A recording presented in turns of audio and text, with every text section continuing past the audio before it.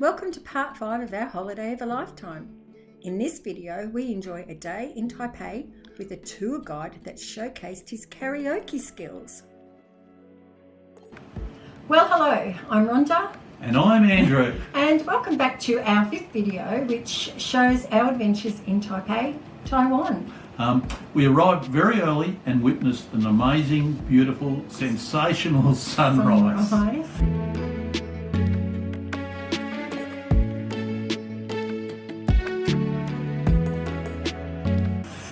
The weather was fine, thank goodness, as the previous day apparently was absolutely torrential rain. And we enjoyed the spectacle of sailing into the port of Keelung. Yes, that was magnificent, yes. Particularly that tugboat's yes. Spray of water. It was beautiful.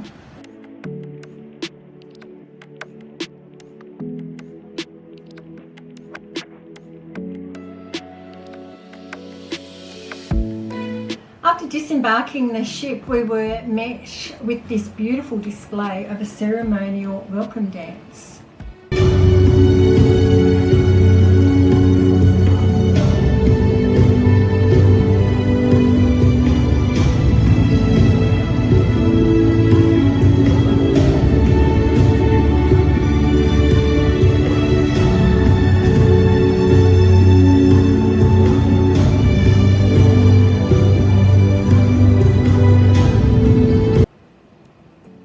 We had a ship tour organised for us called Taipei Old and New, and we were met by our tour guide, whose name was Vincent Lee, and he was in his 50s, he told us, but he seriously only looked like he was 20. I know. Well, he actually did a little quiz with everybody and asked everybody on the bus how old they actually thought he was. And no one said anything older than 30. Oh, he couldn't believe he was certainly not 50 anyway. Anyway, he greeted us at the bus saying how lucky we were to be on his tour bus, as he loved to sing karaoke. Karaoke actually is a very popular pastime in Taiwan.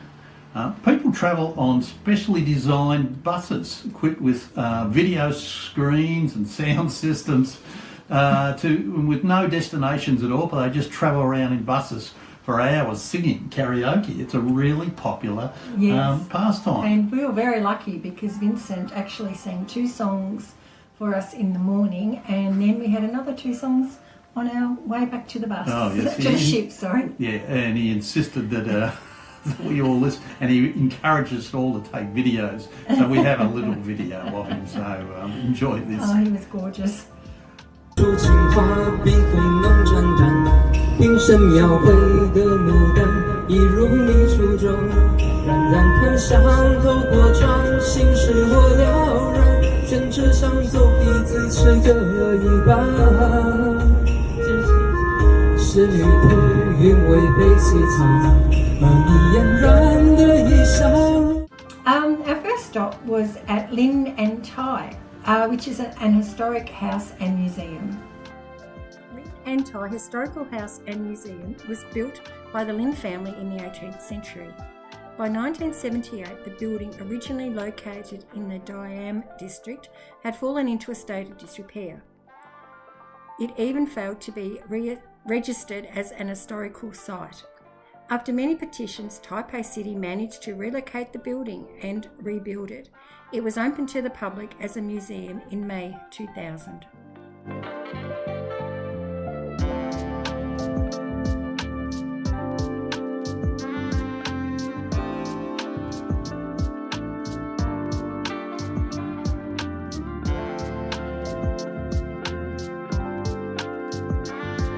Our next destination was Chiang Kai-shek Memorial Hall, and hopefully I got that pronunciation right.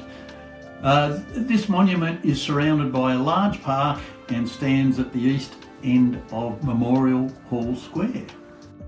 The Chiang Kai-shek Memorial Hall is a national Taiwanese monument built in memory of Chiang Kai-shek, former president of the Republic of China. Chiang Kai-shek led the Republic of China on Taiwan until his death in 1975.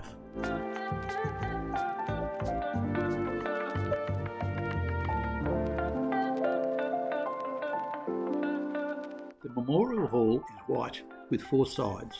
The roof is blue and octagonal, a shape that picks up the symbolism of the number 8, traditionally associated with good luck.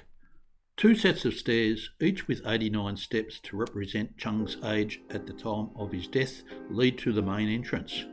Rhonda chose to take the elevator up, but I walked up the 89 stairs and enjoyed the view from the top. The ground level of the memorial houses a library and a museum documenting Chung's life and career, with exhibits detailing Taiwan's history and development.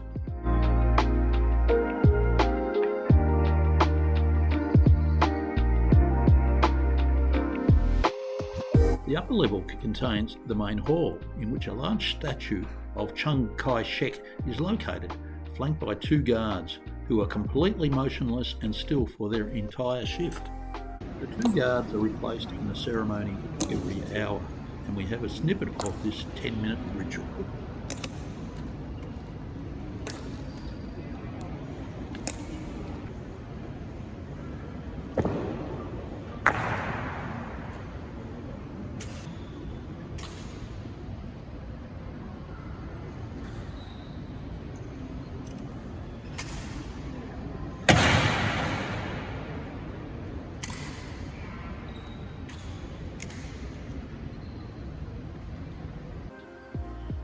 We then made our way to a restaurant where we indulged in another authentic Chinese banquet.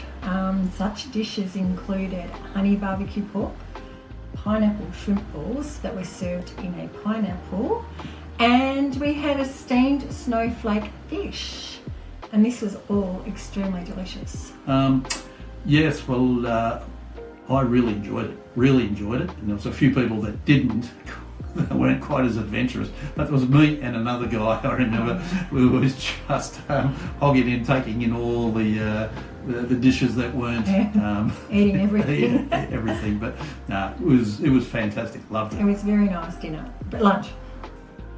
Our last destination was visiting Taipei 101, which is the new component of our tour, the old and new tour that was designated. And as you can imagine, this is a huge tourist attraction. And in the building, it houses very high-end shops. Very expensive, let's say. Very high-end shops. And also features a flower garden, in which was a fantastic place for mothers and children, where they could relax and chill out. I know you were really enjoyed that part. And, it was so pretty. Yeah. It was beautiful. We're sort of expecting fairies to pop out behind some of the flower beds. To get to the observation deck, you have to travel by escalator up to level 5. Then we took a very, very fast elevator to the 89th floor. Taipei 101, known by the number of floors, was opened in 2004 and was then the world's tallest building. It exceeds a height of 0.5 kilometre and is now classified as the 11th tallest building in the world.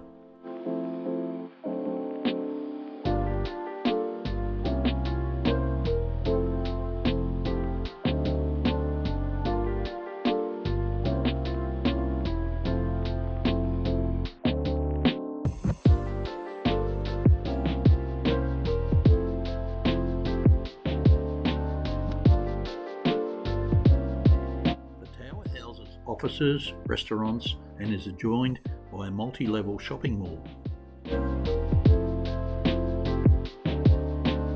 The elevators of Taipei 101 that transport people from the 5th floor to the 89th observation floor takes just 37 seconds at a speed of just over 60 kilometres an hour. Check this out.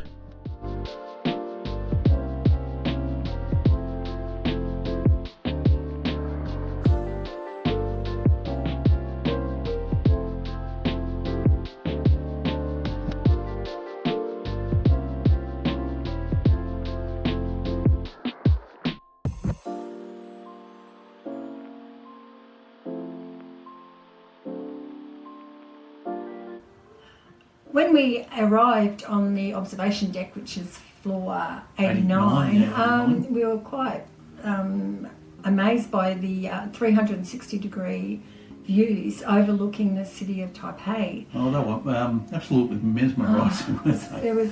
You see everything, was incredible.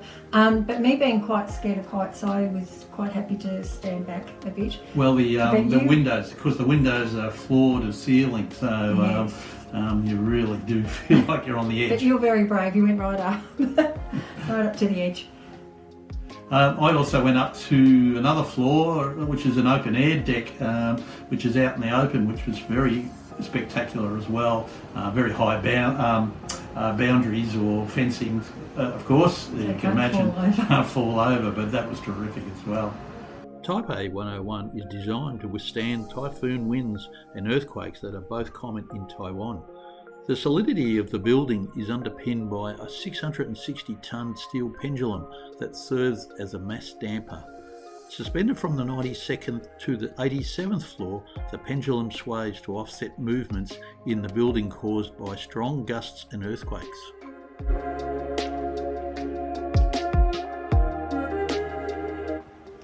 After Taipei 101, we made our way back to the ship, driving through some of the city streets.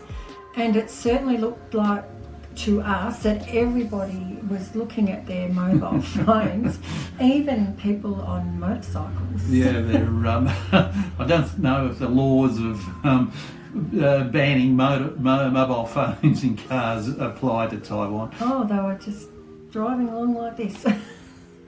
Anyway, back on the ship after a beautiful day, we had a lovely dinner and we watched the house band. Dancing away again. Well, certainly making the most of our drink package.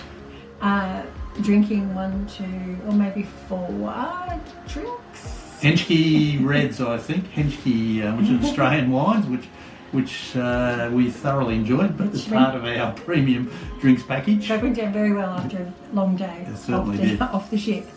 And anyway, in 2 days' time, we arrived in the much anticipated port of Kagoshima. Woohoo, bring it on.